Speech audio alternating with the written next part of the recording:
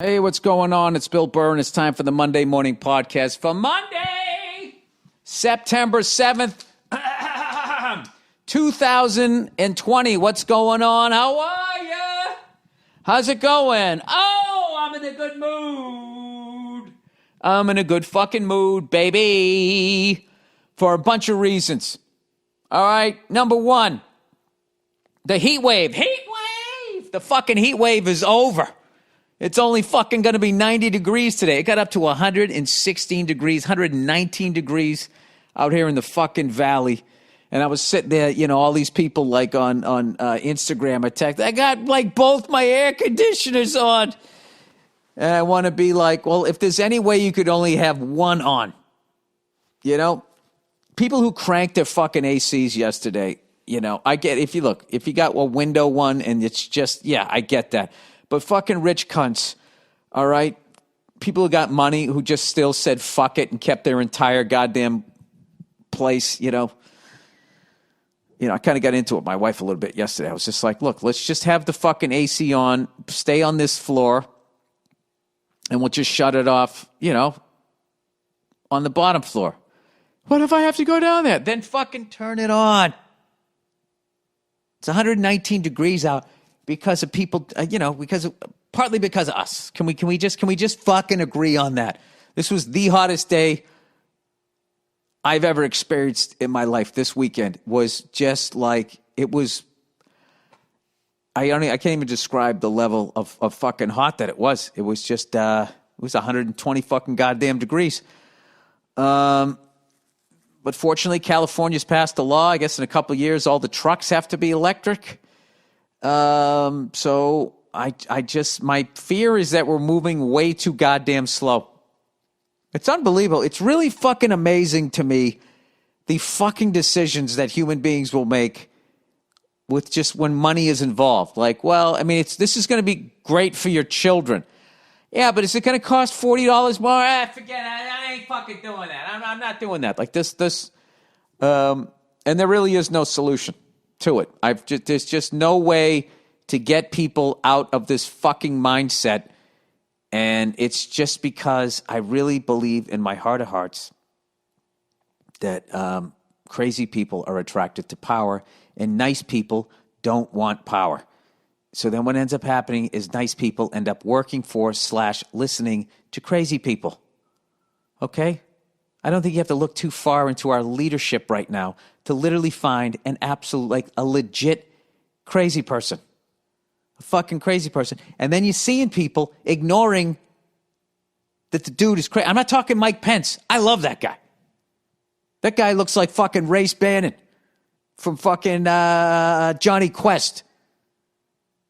That guy looks like he's got his fucking marbles together. But people are so into their ideologies and their fucking pocketbooks that they will look past anything. I mean, this is like just as far as just, being in the public eye a little bit and watching my friends who are in it more than I am, watching them handle shit when all of a sudden they get in trouble. I just, as a fucking person who's a little bit out there, I have to see how Donald Trump is going to, I think he's already handled it. Like, you would think that calling the troops a bunch of suckers and losers, that especially when your fan base is patriotic and so many of the troops are Republican families and that type of shit, how the fuck he's going to get himself out of this. I think he's going to do what he always does. He's going to lie. He's going to say it's fake news. And I think the people on the right have just so bought into this guy that they're just going to look past it. They're not going to give a fuck. It's like sports fans, except this actually counts.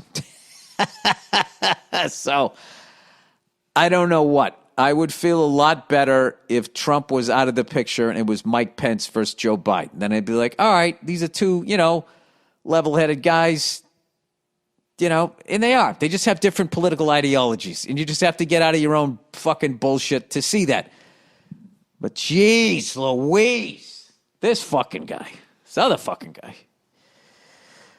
I don't. He's just a fucking guy. He's just a bullshitter. Why isn't that guy talk? It's like he's trying to sell me a fucking car. Then the other guy, if he could quit spooning with children, I think he'd have a fucking chance, right? I mean, I just don't. What is he doing? I don't know. It's a crazy goddamn time. But it's also a great time because it's September 7th. We are 3 days away from put it up. The NFL starting back up again. You're going to get to see Tom Brady with Gronkowski back in new uniforms down in Tampa Bay. All right? You're going to be able to see the guy that we got. I got to wait till the season starts. And I don't know what the fuck's this. Cam Newton with Bill Belichick. One's in the NFC, the other's in the AFC. They're on a collision course. And, oh, by the way, let's not disrespect the fucking the defending Super Bowl champions. Patrick Mahomes and the Kansas City Chiefs. I think that they're going to have a chip on their shoulder being like, well, wait a minute. How come we're not the story? We're the returning champions, and you guys are going to try to sell this Hatfield and McCoy shit without us?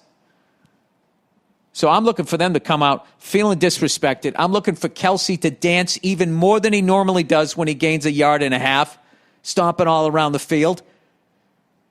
Kidding. Not really, though. But if I do play fantasy football, I'm definitely drafting that guy.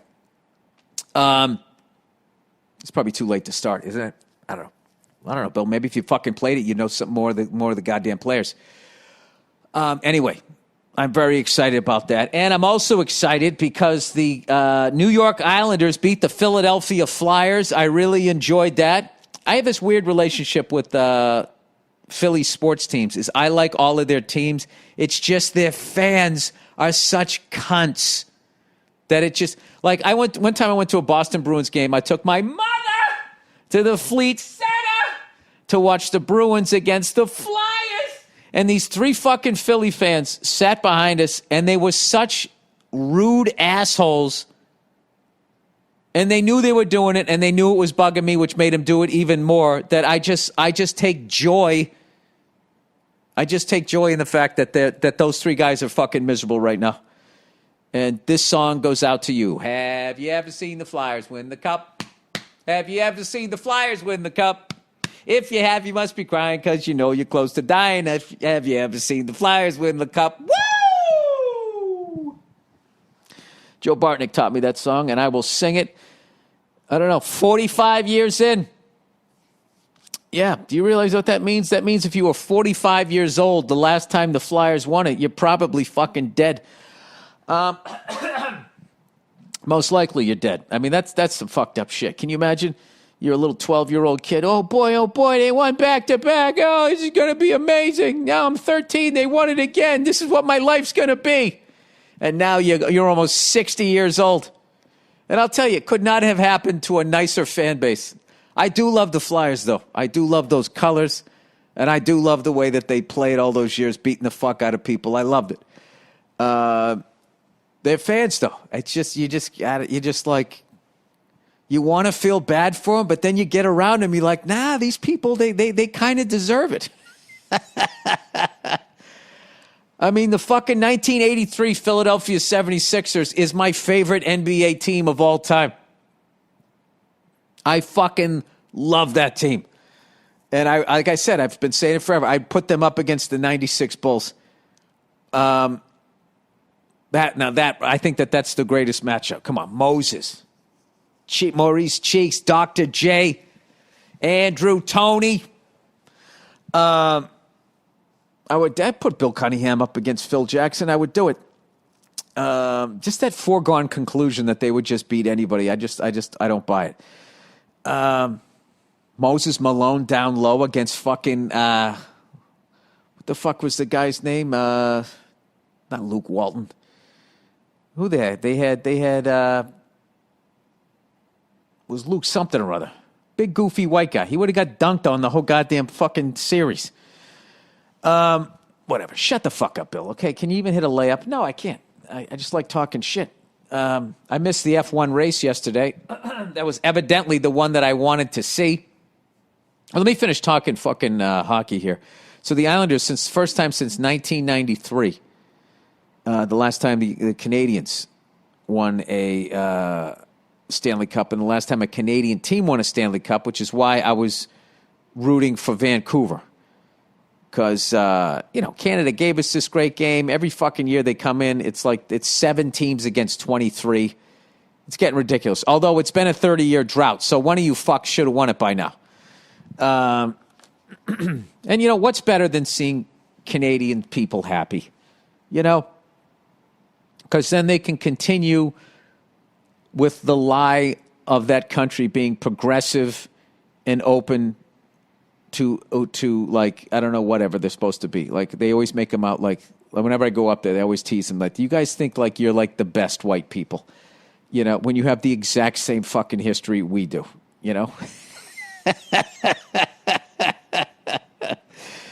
So, anyway, yeah. Philadelphia Flyers, 45-year drought. Vancouver Canucks lose to the Vegas Knights. They've never won it. They've been in the league since 1970. 50-year drought. Buffalo Sabres, 50-year drought. And then the leaders of them all is the Toronto Maple Leafs, 53-year drought. Special mention to the California Golden Seals that later on became the Cleveland Barons, who never won anything and then folded. At least these other teams are still out there. The Kansas City Scouts are still out there via Colorado Rockies, and now they're the New Jersey Devils, and then they ended up winning something. And I wonder if anybody in Kansas City even realized it. There's probably a couple of diehard fucking Scout fans out there that were happy in 1995. All right, Bill, you've established that you have no life, and all you've been doing is watching sports. Yeah, and I missed the Italian Grand Prix Formula One race yesterday. Congratulations to Pierre Gasly. I think I taped it. I have to watch it. If you asked me to say that guy's name, I wouldn't have known it because he's always in the back of the pack, the middle of the field or whatever, just because, Mercedes has all the fucking money and these other teams can't get enough money to compete. It's not Mercedes' fault. It's nobody's fucking fault. I don't know. They got to do like revenue sharing or something like they do in football. Because if you look at if you're a New Orleans fan, right? You watch the Saints every year. You're like, we got a shot winning the Super Bowl. You go to a Pelicans game. It's like, let's go see Zion while he's still here. We all knew Anthony Davis was going to fuck. You just know that, eventually, if you have one of the best players in the league and you're in New Orleans or you're in Charlotte or Orlando, eventually they're just going to end up on the Lakers. That's how they do their business over there. I don't get it, which is why I'm absolutely thrilled with the Miami Heat playing the way that they're playing, even though they finally lost. As long as the Lakers don't win it, I've just given into the fucking pylon team, and I've kind of given into the fact that the Celtics are always going to be on the outside looking in when it comes to that, just simply because of what we're offering versus what the Lakers can offer. The Lakers can offer, let's say the Celtics will offer humidity, winter. Women average is probably a 6, and over-the-top racism, where LA can offer a dry heat 12 months out of the year, except 120 degrees. That might be tipping in our favor. You can bang movie stars and models, and over-the-top racism. We're not going to win that fight. LeBron, the Anthony Davises, the Kobe Bryants, the Shaqs, the Phil Jacksons, they're going to go to L.A. They don't want to button up after a game. They want to unbutton their shirt down to their navel. And wade into that sea of fucking top shelf pussy. That's what they want to do. We can't offer that in Boston. We can't compete. Although we're doing a hell of a job. Danny Ainge, working with what he has to work. We're doing a hell of a job. And, we bought one championship. Every team gets lucky. We bought it in 2008. Took a page out of the Lakers' fucking playbook. If you can't draft it, buy it. I just one of my favorite things over the last couple of years was listening to Laker fans complaining about Kevin Durant going to fucking the Warriors. It's like, hey, now you know how everybody else feels. Watching Kobe, Shaq, and Phil Jackson all going out there. That was fucking ridiculous. They fucking, he should have stayed in fucking Orlando. Kobe should have stayed with Charlotte. Phil Jackson, I mean, I guess they're just being cunts. They let him go, but I mean, I don't know. That whole fucking thing was stupid. I'm just sitting there watching it going, this is not competition. This is just the best people in the league all on the same team, and then they're all walking around, miming, putting a ring on. The whole fucking thing, I don't know. And I can, I have to be honest with you. That 2008 Celtic team, I hated that team. We were in last place the year before, and then all of a sudden we just have all of these guys. I mean, it was fun when we went up against the fucking stacked Lakers and beat them.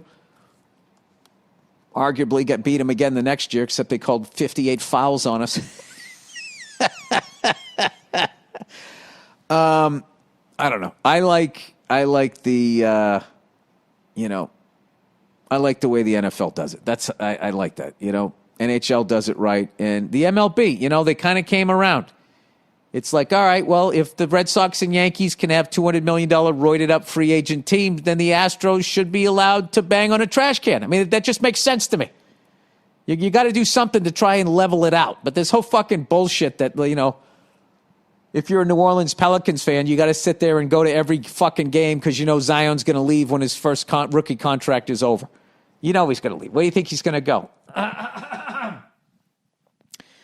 I would love the Vegas odds. Let me see if I can find Vegas odds of Zion ending up on the Lakers. It just seems like that's where it's. I mean, I'm telling you, the dry heat, the level of pussy. Okay, Zion Williamson odds of being a Laker. Okay, the truth about the Lakers' chance. I see it's already a thing. In 2019, it was already. Stephen A. talks Zion's chances. Lakers. Let's see. What are the Lakers' odds? This is all okay. So this almost happened already. Oh, that was the draft. I'm sorry. I don't know shit. Sorry about that. Okay. Free agent. Let me put in free agent. Come on. I'm going to as many search words as I need to so I can become right. Okay? And you know what? My internet mercifully conked out. All right, I'll have a fun bet with you guys. I don't know how to make the bet, but I'm saying that I'm going to go out on a limb here and say that guy ends up being a Laker. You want to take that bet? Huh? Let's see. I just got a text here. Oh, look at this. I actually got a text on some travel for the dates I have coming up. I actually have stand-up dates coming up. I'm going to make some money in 2020. Yes, I will be at some farm in fucking Connecticut, and then I'm going to be some other outdoor venue. I believe Kevin Hart was there this weekend in New Jersey. So, I don't know. I'm going to go knock out a bunch of shows. I'm very excited. I've been looking around, I don't know, at some of these. I'm hoping, because the East Coast seems to know how to do these shows, which means eventually the Midwest and the West Coast, the South, everybody else, Pacific Northwest, they're all going to figure out how to do it. And I'm just going to have to do like what I used to do. Rather than doing one big show, I'm just going to have to do 10, 12 shows. But you know what? I haven't worked for 5-6 months, so I can't wait to do it. I can't even tell you guys how fucking excited I am to bring my big stupid fucking head back out onto the stage and tell some jokes. I cannot fucking wait. It's the only thing that I really, well, it's not the only thing. I want to play drums, fly helicopters, but I mean it's way up there on the list.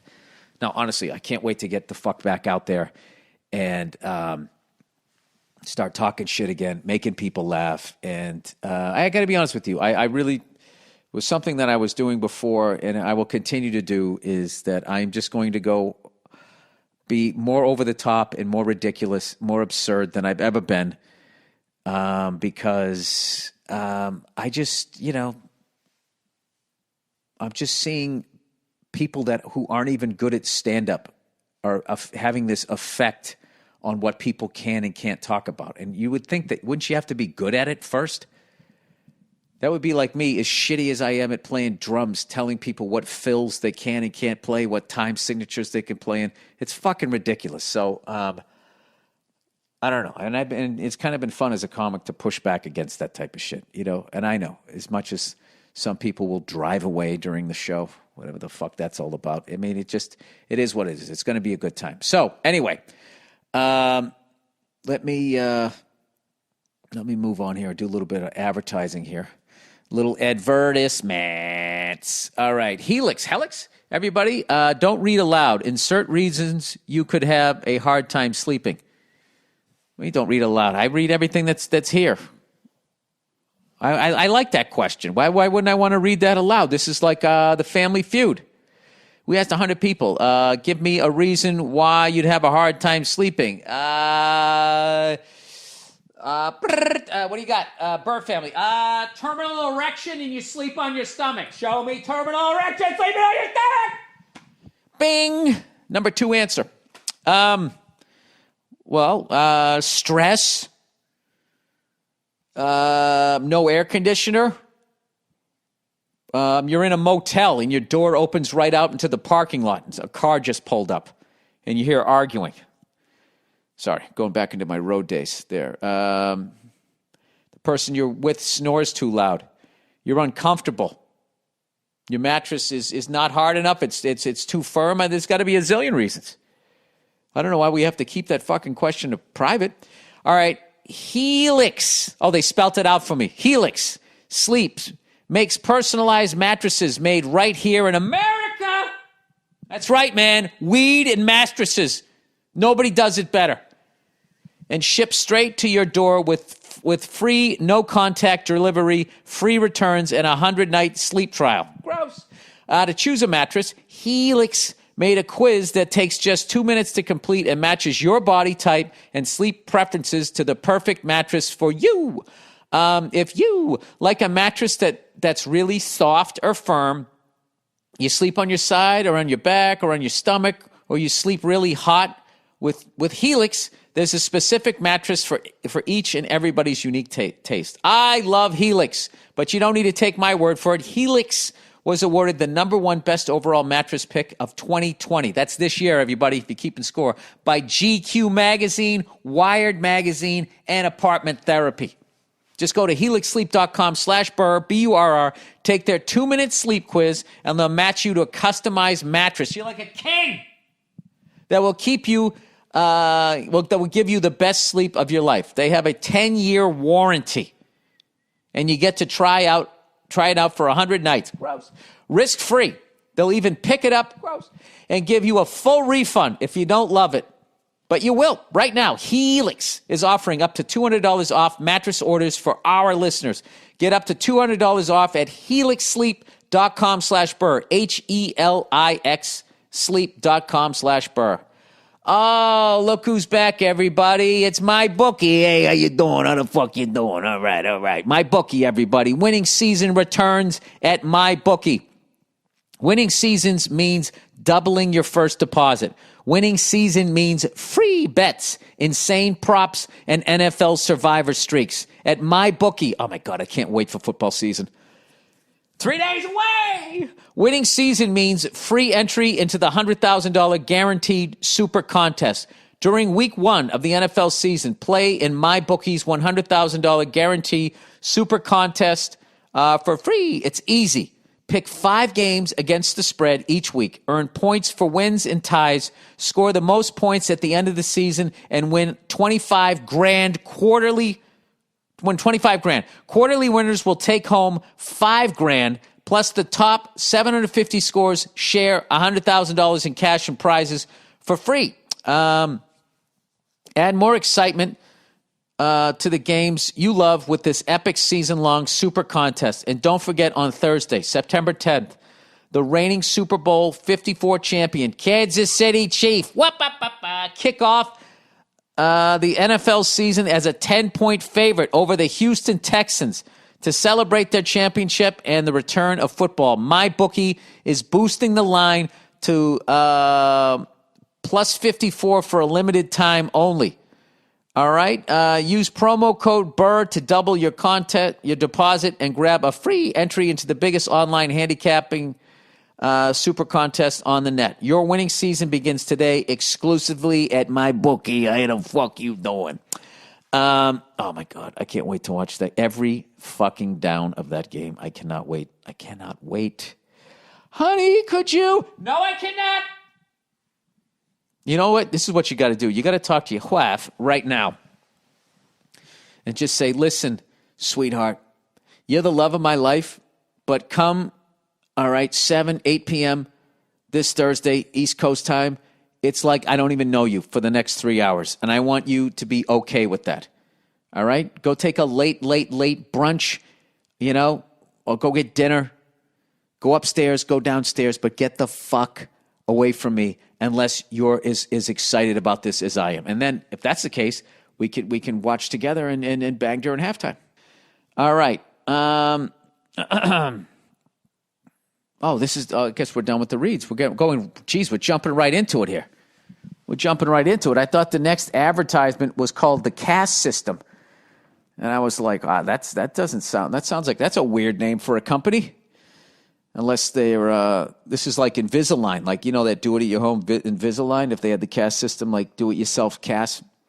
You're tired of breaking your limbs and having to go down to the doctor to let this son of a bitch, highfalutin, superior, elitist guy set your bones back in place. Wouldn't it be great if there's a home system?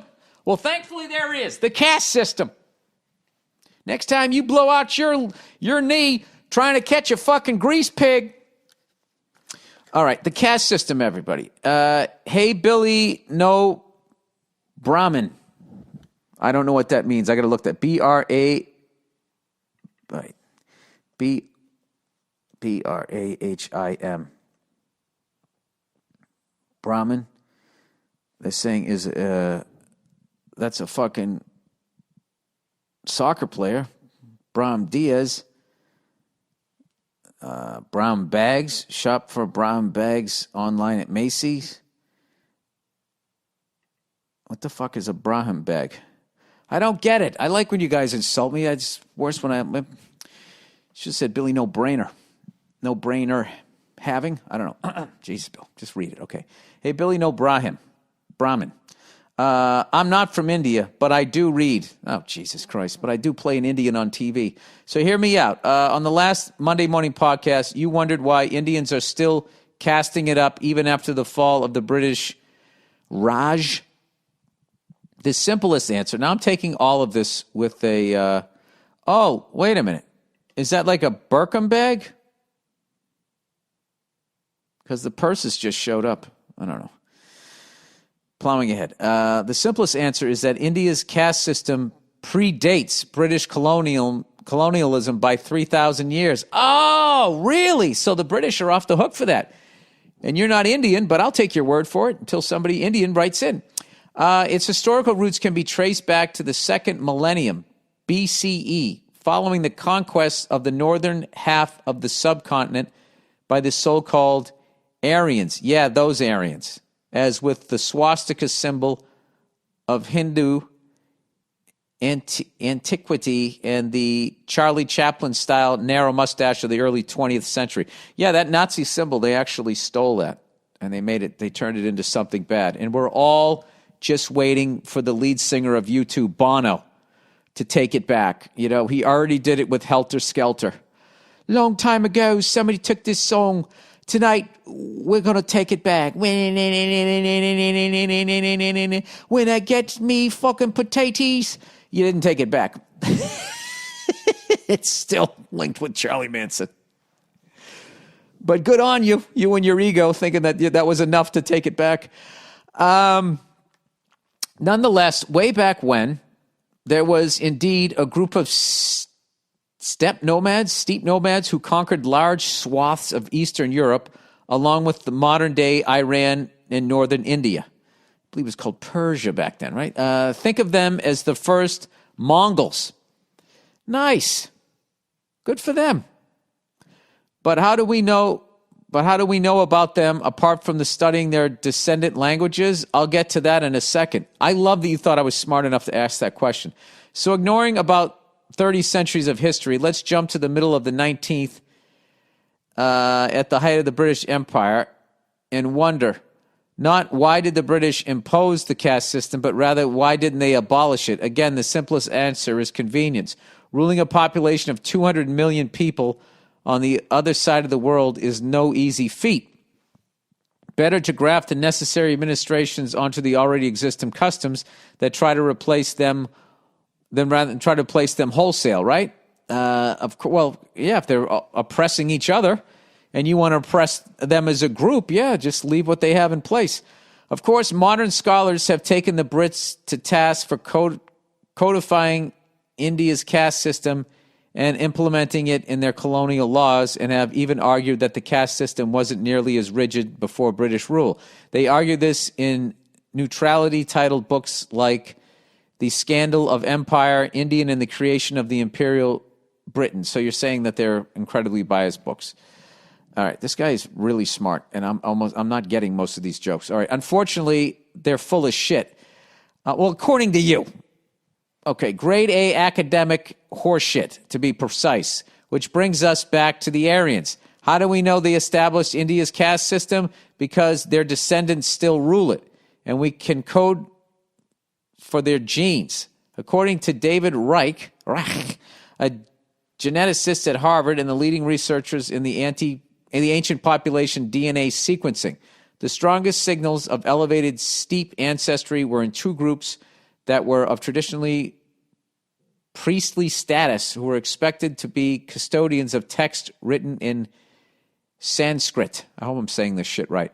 The people who were custodians of the Indo-European language and culture were the ones with relatively more steep ancestry, and because of the extraordinary strength of the caste system in preserving ancestry and social roles over generations, the ancient substructure in the Ani, ancestral North Indians, is the ANNI, I guess, is evident in some of today's Brahmins, even after thousands of years.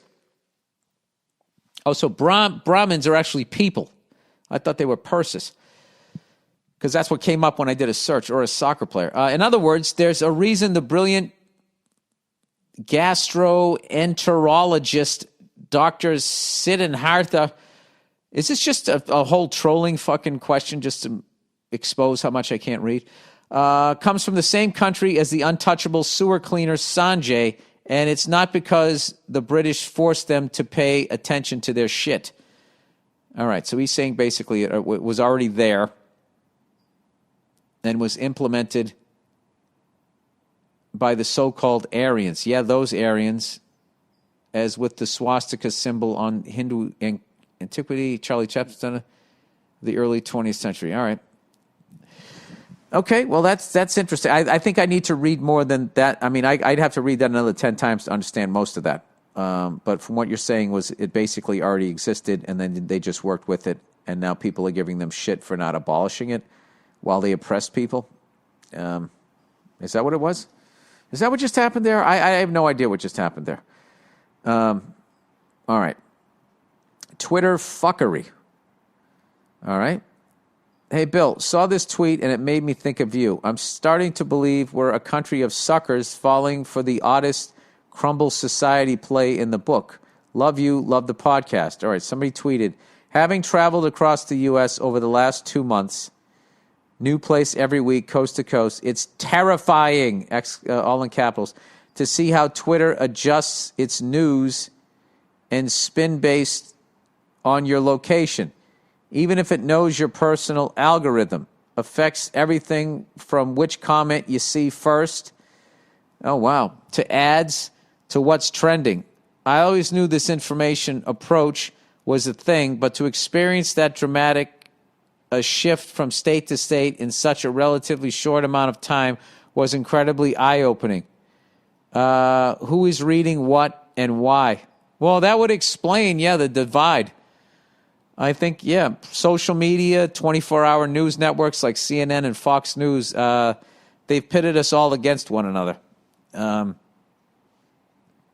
And how do you think it's working out, everybody?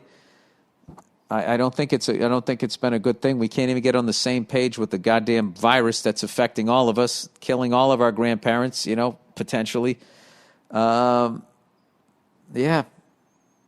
I don't know that it's done. I think it's done for monetary reasons, though. I don't think it's done to divide. I just think that, the greed of just going after the dollar and not wanting to piss people off and just giving people what they want to hear or you think that they want to hear. I think that they're doing it because of that. But then you combine the fact with when you go on the internet like me right now, like you don't need to have any qualifications whatsoever. And if you deliver something with confidence, people believe that it's true, especially if they want it to be true. So it's very, very crazy. So what you could do is you could be like me and just completely tap out. It's weird. I'm on social media, but I'm not really paying attention. There's a few comics I follow, obviously. But, I pretty much watch stuff. I watch musicians. I watch animals fighting each other. Bear versus moose. I watch all of that shit. I watch a lot of shit on old cars and pickup trucks, specifically motorcycles, racing. And what I hate is if I try and do anything about fitness, then the next time I go into my search, it's all fucking booty models and all of that. And then I look like I've been watching fucking porn, which I haven't been doing since May, and I don't even think about it anymore. I think I was addicted to porn for the better part of 20 fucking years. Once it became free, it's like when you first move out. And you're like, wait, I can go to the grocery store and buy what I want to buy, and you start buying bags of Oreos. I can have as many as I want, That's what free porn was. It was the fucking porn version of that. But I got to tell you, it's a great thing. It's a great thing. It sucks for 3 weeks because you got to fucking reboot your brain. Did I actually have the ability to use my brain to come up with different scenarios when the computer's been doing this for me? Yeah, that part of my brain got lazy. So, I don't know. Maybe that was an overshare, but I'm just saying you can get off porn. I even got uncomfortable halfway through. I was trying to figure out how to word it. I don't know what to think about if I want to jerk off because you've been doing it for me. That's what I was basically trying to say. There we go. That was the streamline. All right, flyover states. My favorites. My favorite.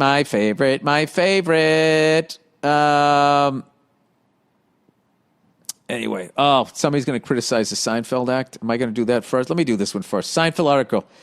Yo, Billy Nub. Star Wars. Look it up. Mayfeld. Okay. All right, I'll look it up right now. What is a nub? That's probably an adorable little creature or some sort of robot. Here we go. Star Wars. Nub.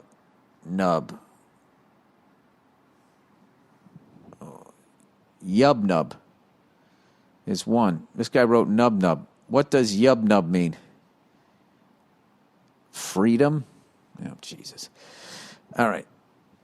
That Seinfeld article was a great cheerleading effort to get New York City to believe it will be what it was. Not saying it won't, but the article he responded to wasn't that harsh. It was realistic. Listen, we all know that people are struggling, but if you're going to go on public record, basically you're going to say out to the public that I'm leaving, the whole city's going down the fucking drain. Here's a real number. 75% of all restaurants in New York will be out of business by spring of next year, even with the booming holiday season, which they won't get. It wouldn't be enough. The mayor of New York said in response to things being shut down, the rich will have. Come on, guys, you gotta proofread these. I guess the rich will have to order takeout. That's ignorant political bullshit. I have 4 friends who have already had to shut down. 2 are owners of 2 separate restaurants, and the other. Yeah, buddy, we all know we're going through difficult times. It was just great for somebody to say we're going to be back. Well, let me ask you this: these people who are are they never going to own a restaurant again? Are they never going to work again? Okay, we've gone through shit like this in the past. And all he was saying is that, I mean, God forbid somebody says something positive. And now what you're going to do is just go all negative and just say that you're being a realist. Seinfeld was also being a realist. He wasn't sitting in the middle of this acting like this was the end of the fucking world and that New York City as we know it is done and over and it's never going to be, you know, you're never going to be able to open another fucking restaurant, all right? All of this shit that you know and love that's going away, when it was built, there was people bitching going, but you're tearing down this other thing that we knew and loved. And then that becomes the new thing. All right? When the World Trade Centers were first built, people fucking hated them. They hated them. And then they became the identity of the skyline. And then when we lost them, people were beyond sad.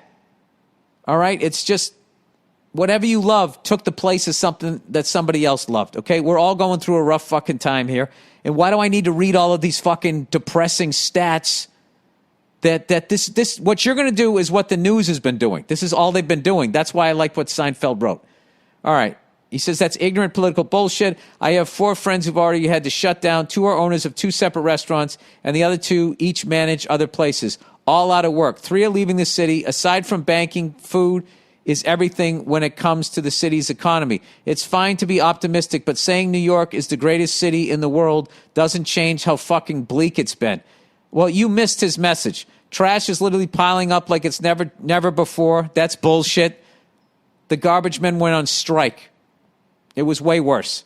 Everything is going to continue to go to shit for as long as it takes huge real estate groups to come in and buy up the whole blocks.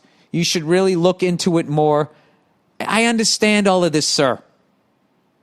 I understand all of this, but it was just nice to read something positive. Thank you for bringing me back down into you're so fucking real, man. I mean, you're catastrophizing here is what you're doing. You're acting as though, first of all, you're saying that the trash has never piled up like this before. That's complete bullshit. The city was damn near lights out. Late 70s, early 80s. It was going bankrupt. There was like people squatting in empty fucking buildings that you could have bought for nothing. And now look at them. They're worth zillions of dollars. I remember when I first moved to like Harlem. I mean, I first went to New York City and I take the bus and we'd go through Harlem. It still looked like the way New York looked back. And now look at it. No one would have ever said that it would have came back like that. All right? It's constantly fucking changing. And I know gentrification, people don't like that shit. I'm not saying I'm pro or against it, but like those white people also got pushed out of where they were. Everybody's getting pushed. Everything moves. Everything changes. It doesn't have to be the end of the fucking world. Okay? This is, you know, my big worry is that our money and our whole financial system is nothing but a Ponzi scheme, and that they will look at this virus as the scapegoat they needed to gracefully walk away and blame COVID and political parties and that type of shit for why the dollar collapsed, rather than the fact that they were a bunch of greedy cunts. All right? Anyway, but I don't know. He says, I do agree with you. We don't have any good leaders. But also, can you acknowledge that this isn't just some recession stuff? This is a whole new thing that's happening to the city. It's not a new thing. You missed the point. New York has gone through this. When Seinfeld moved to New York, the city was bankrupt. There was no curb your dog laws. There was dog shit all over the place. When I first came to New York, dude, you wouldn't fucking Alphabet City you didn't go there day or night. Tompkins Square Park was totally taken over by fucking drug addicts, homeless people, and all of that type of shit. Like, stuff does change. It's not always just going to be for the worse. And there's 2 ways of living your life. You can just sit there and be like, oh, it used to be better, and now it sucks, and it's never going to get better. You can live like that, or you can think positively about the future. Whereas I'm sitting out here in the throes of global warming with a 119, 120-degree fucking weekend here. I was holding on to the fact that California passed a law that all trucks have got to be fucking electric in the next couple of years. And I think, you know, it's going to be a tough transition, and I believe that we're going to do it. And I also believe that they're going to come up with some quick testing is going to be more affordable. They're going to come up with some sort of vaccine if AIDS didn't take us out, this thing isn't going to take us out. We're going to lose a lot of restaurants. There'll be a bunch of new ones that come in. And, as far as corporations and big real estate groups buying shit up, they've been doing that forever. But there's still always going to be cool parts of the fucking city. And I believe in people. I believe in this country. And I approve of this message. All right, there you go. So, onward and upward. All right, I'm 38. She's 19. Oh, Jesus. And pregnant. Oh, Jesus Christ. Jesus Christ. All right.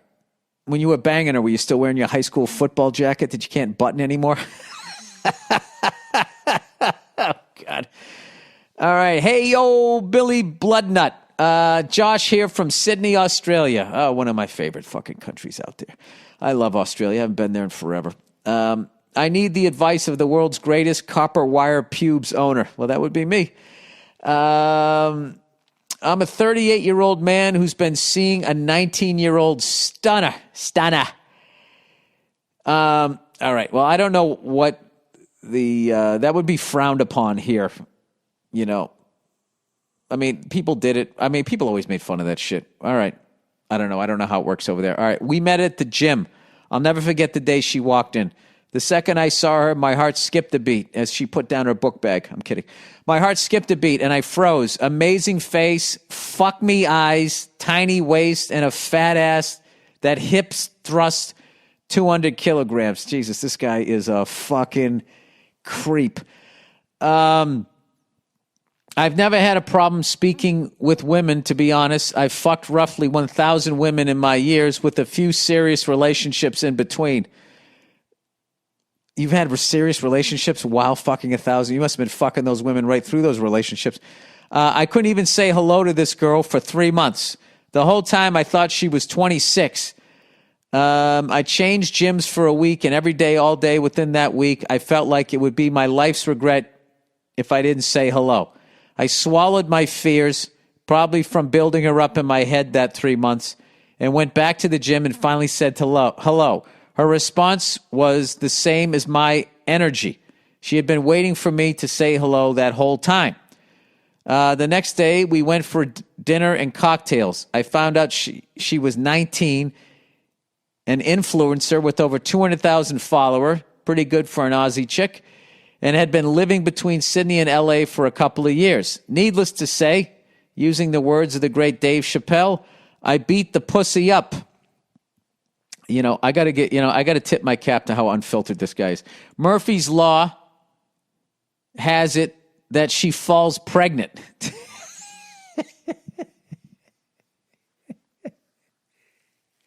I don't think that's Murphy's Law, buddy. I think that's the law of nature. If you don't wear a condom and she's not barren and you fucking bust in her, yeah, that could happen. That's not Murphy's Law, dude. Let's not blame the Irish for this one, too. All right, we came to the decision not to go through with it. Over the weeks, she went to scans so they can determine dates and when to do the deed. Over that time, she grew attached to the pregnancy by seeing the heartbeat. Yeah, and the pictures, exactly. And ultimately decided to keep it. Well, good for her. Over the weeks in that meantime, I struggled with the age difference. Oh, now you struggle with the age. You never fucking struggle when you fucking busted a nut in her. The major reason being I have a 5-year-old son to one woman and an 18-year-old daughter to another. This guy is a fucking piece of work. They're the same age. Your older daughter. Yeah, it's the same age. Billy Big Balls, what the fuck do I do? Well, there's nothing you can do. He goes, my daughter doesn't know. Well, you got to tell her. I've told my besties, and they're all like, bro, you're the king.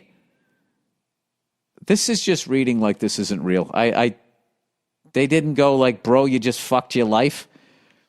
But I feel like a dud and a bad father. I'd say you definitely have some sort of issues. You might want to go to therapy if this is true. And see why you're banging 1,000 women and fucking... You got a 5-year-old with this one, an 18-year-old with that one. Now you're going to have one with this 19-year-old. Yeah, I would definitely say you got some sort of commitment issues or something. I don't know what, but it's going to cost you. If you were in my country, dude, you'd be fucking broke. If my daughter was seeing a dude my age, it would be the last day she saw him alive. Okay, so... All right, so are you acknowledging that you were a bit of a dirtbag here? But goddamn, what would a bald, emaciated Viking like yourself do? I would raise that kid. And I'd start wearing a fucking condom is what I would do. Stay blessed, stay healthy, stay being awesome. Everyday listener to something of your work for years now. Yeah, buddy. Listen, dude, you got to get your dick under control. Your dick is fucking your life up. You don't have control over it. And your dick is deciding what you're going to do rather than your brain. Because if you looked at all of that on paper, if you talk to the younger you, now I know you love your kids and everything. Okay, didn't you wanted to find, I don't think that you wanted to have a bunch of kids with a bunch of different women. I mean, that makes it really difficult, but I mean, it is your life. So what I would do is I would man up to what you did. I would tell my daughters about it. I'd go to therapy if you agree with what I'm saying. I would start wearing a condom. I try to get with women my own age or within reason. You know what I mean? I mean, okay, I'll go with the fact you thought she was 26, but when you found out she was 19, not only do you still go, I guess you found out on the day, you still bang her, you bust a nut in her. I mean, those were, what's the nicest way of saying really fucking stupid moves? Yeah, buddy, what are you doing, man? I'm getting stressed reading this whole fucking thing. That's what I would do. I mean, you gotta raise this kid is what you gotta do. I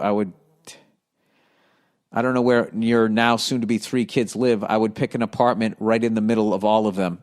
And I would dedicate the next 20 years of my life to making sure that 5-year-old and that your new kid, don't have daddy issues. So they don't go to a gym and bang some 38-year-old without a fucking condom.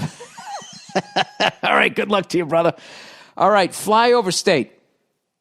Dear Bill, I live in what is often referred to as a flyover state. I appreciate you defending us and calling out people who use it. I fucking love it, man.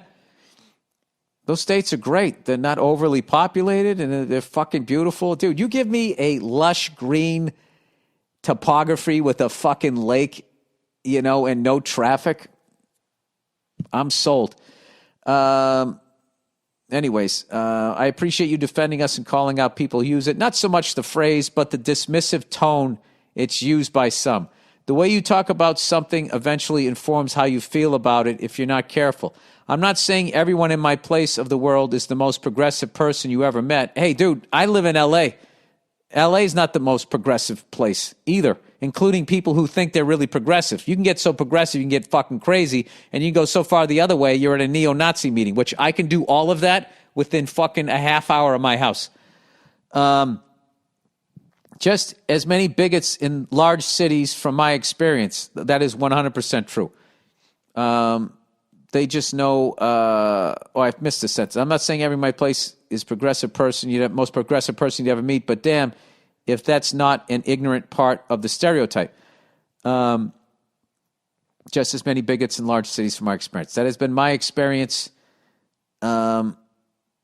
experience of some of my friends or whatever. It's just like some of the wild shit that people have said, I've had said while being in the middle of nowhere, Florida, Chicago, everywhere. Heard it everywhere. I just want to let you know that in my country, we've had 3 cases of COVID in the last 3 months.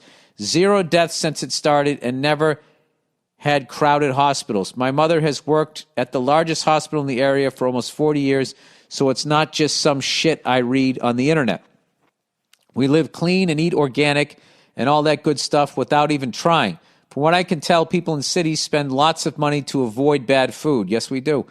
We don't need a Whole Foods out here. People just give you stuff from their gardens because they got so much of it. You could say we're almost like socialists in that manner. Yeah, we got fast food and bad habits too, but it ain't worse than Jack in the Box, Yak in the Box, he said, and whatever else you got to settle on. We got third-generation burger stands instead.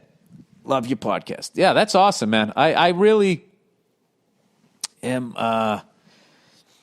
I'm sold on it. I went on Zillow and looked at some places. Not like I'm not moving, but was just looking at it every once in a while if I want to irritate myself. And two of my favorite places, Milwaukee and Chattanooga, Tennessee. And I found this place in Chattanooga, Tennessee, because I always just see what's the most expensive house I could buy out here. And I found one out there for like just under $3 million. It was 19,000 square feet. It had a half court of basketball. It had an indoor pool that when they took a picture of it, it looked like you were in a dated hotel.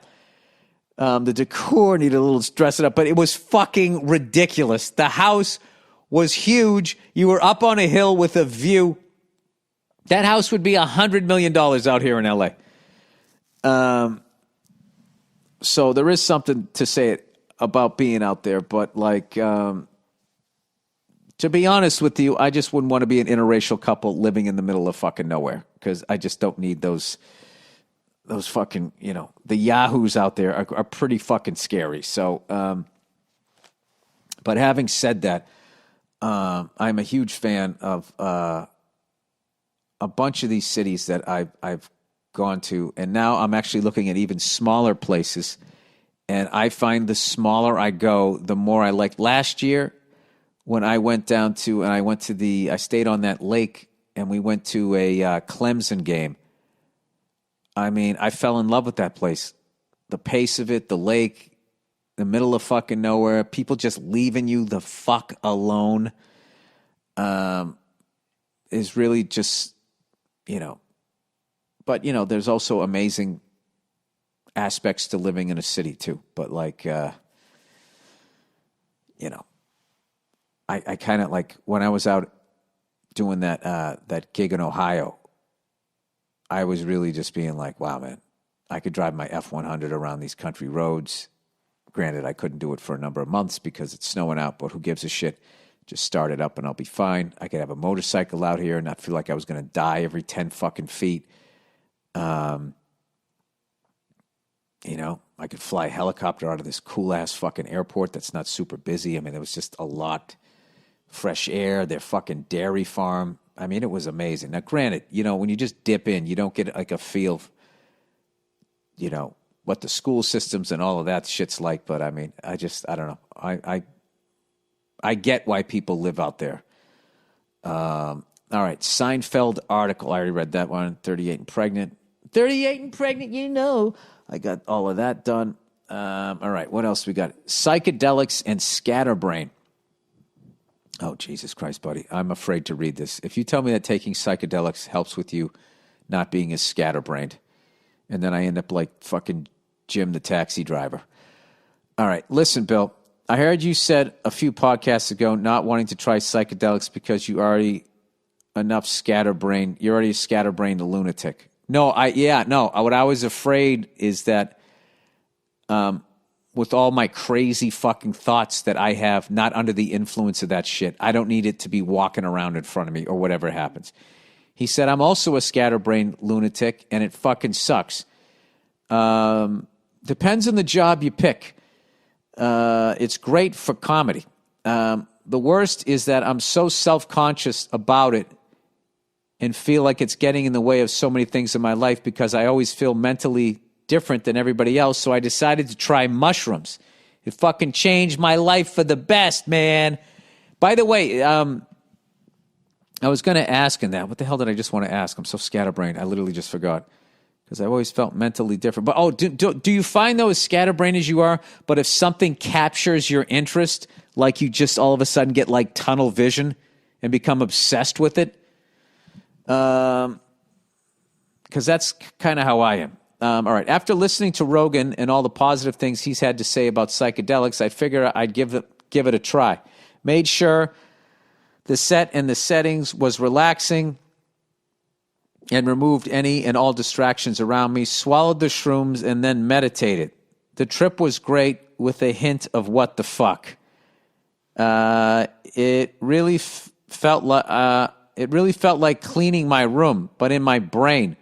Let me organize all these half-open files laying around and all these heavy, harsh feelings on different things going on in the media.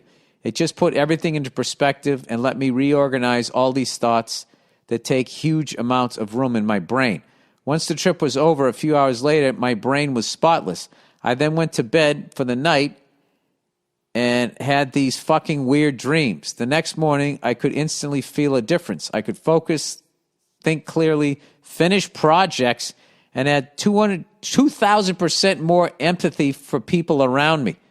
The shit going on in the world didn't affect me, and I felt 100% back to when everything was going well. I was afraid, like you, that being scatterbrained and a psycho would maybe not mix well with psychedelics. He said, I've had an addictive personality also, so was afraid of that. But turns out shrooms are not addictive. It's like a chore, and you're exhausted after a trip. It's really like cleaning your room, and I really suggest it, especially for your brain type, because I fully relate to you. I hope you give it a try and keep you updated. Okay, now go fuck yourself and try psychedelics. All right, I'm in. I'm tripping this week. I'll let you know how it goes. No, I'm kidding. I got 2 kids, man. I can't be fucking... Like, when is it okay for me to just fucking leave my responsibility for 4 hours or 6 hours, whatever the fuck it takes, when I'm on the road? No.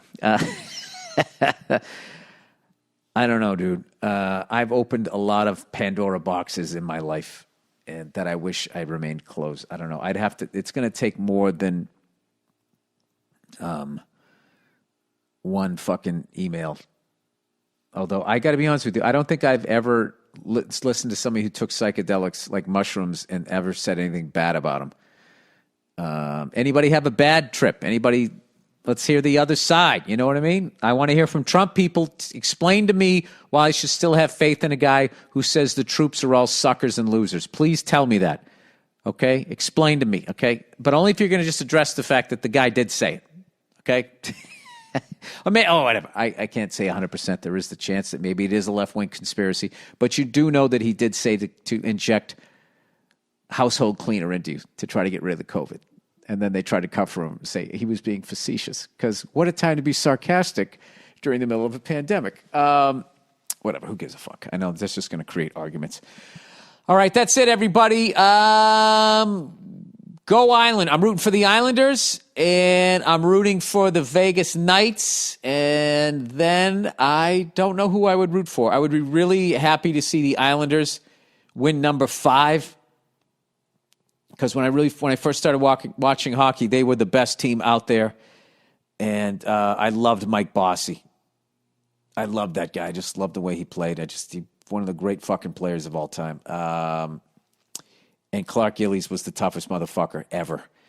And then I loved Billy Smith. I loved the whole they were just fun to fucking watch. And so that would be cool. But then the Vegas Knights... It's great for hockey if a team this early on has this level of success. It solidifies, their fan base. Their fan base has already gone through the heartbreak of losing a Game 7 in the finals. Didn't they lose that? Stanley Cup? Is it the finals? I have no idea. So I think I would root Islanders, but if it's Islanders-Vegas, I would be happy for both. Tampa Bay Lightning, I totally respect, and Dallas Stars, of course, too, but I'm just being honest here. All right, that's it. Go fuck yourselves. I'll check in on you on Thursday.